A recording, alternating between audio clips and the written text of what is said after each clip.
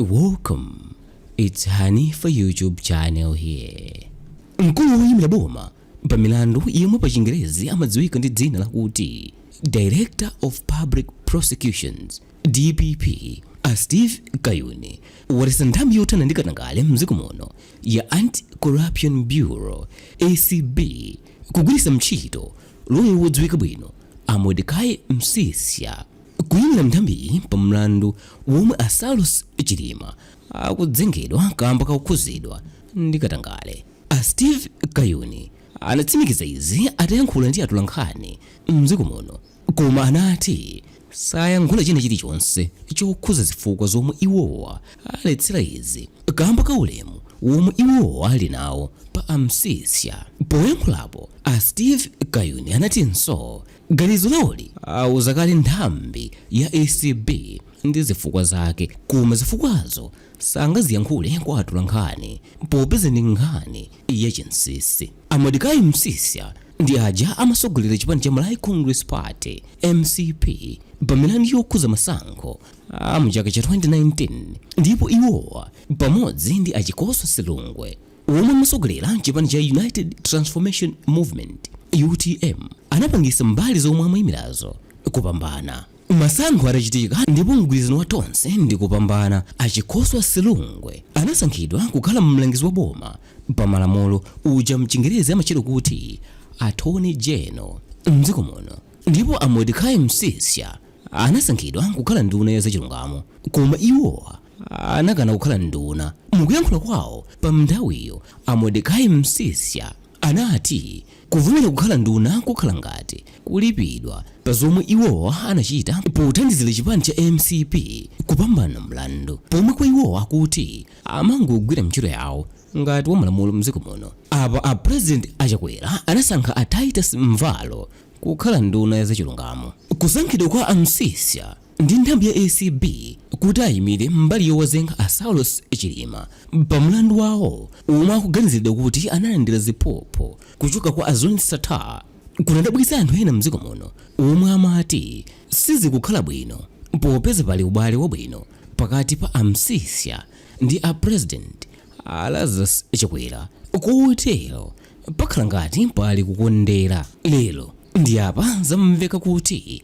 Kayuni aletsa nthambi kutenga mkuluyu kukhala woyimira, ndipo zifukwa zake sakuzilongosola bwino. Komatu katswiri wina wa zamalamulo mdziko muno anati kuwaletsaku mwina kukukhuzana ndi kuti Msisha omwewa akuyimiranso mkulu wa ACB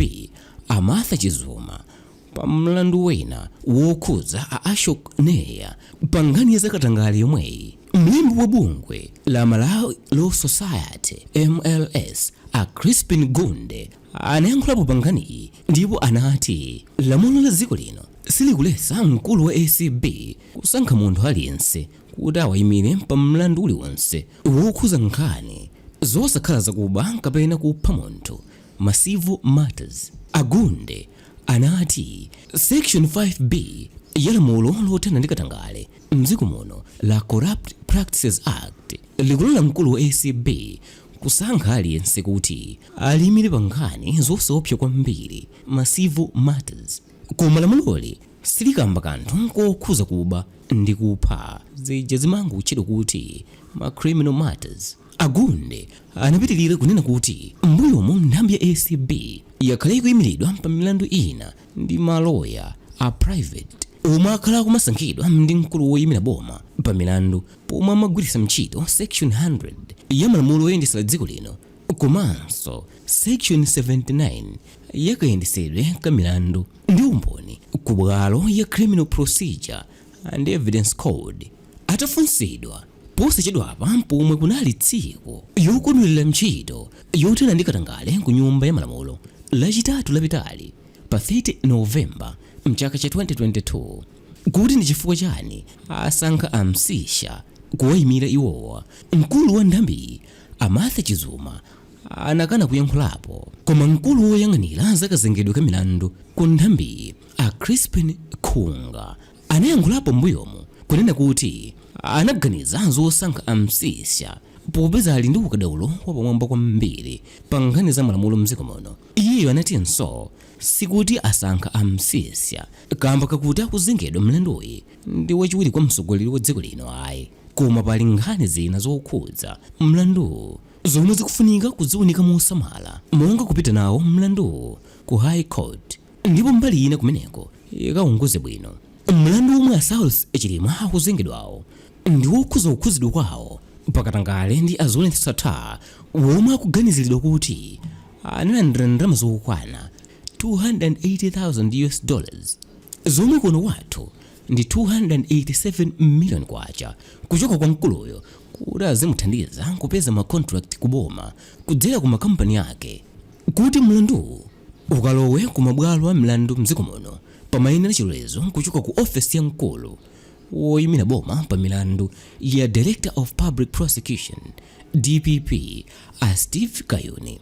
Poyankhulapo pa nkhani wapa mpando wa komiti yoona za malamulo ku nyumba ya malamulo a Peter Dimba anati nawo amvesedwa kuti mkulu woyimira boma pa milandoyi a Steve Kayuni waletsa a Mordecai Msisha kuyimira nthambi ya ACP pa mlandu wa Saulos Chilima. Iyeyu anati kwa iwo ngati komiti yomwe imayang'anira ntchito za ACP ndi okhumudwa kwambiri, ndipo izi ndizachiwonekere kuti ofesi ya a Steve Kayuni ikufuna kulepheretsa ntchito yothana ndi katangale yomwe nthambi ya ACP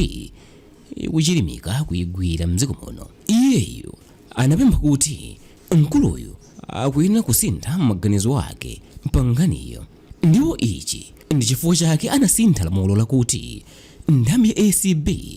isamakapemphe chilolezo ku ofesi ya DPP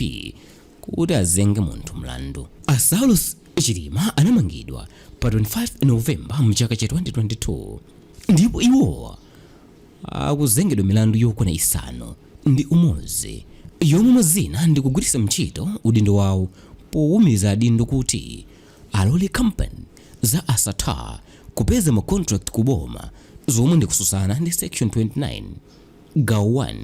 ya Corrupt Practices Act. Iwowa akuzengedwanso mlandu wina wokanika kuwulula kwa polisi kapena wogwira ntchito ku nthambi ya ACP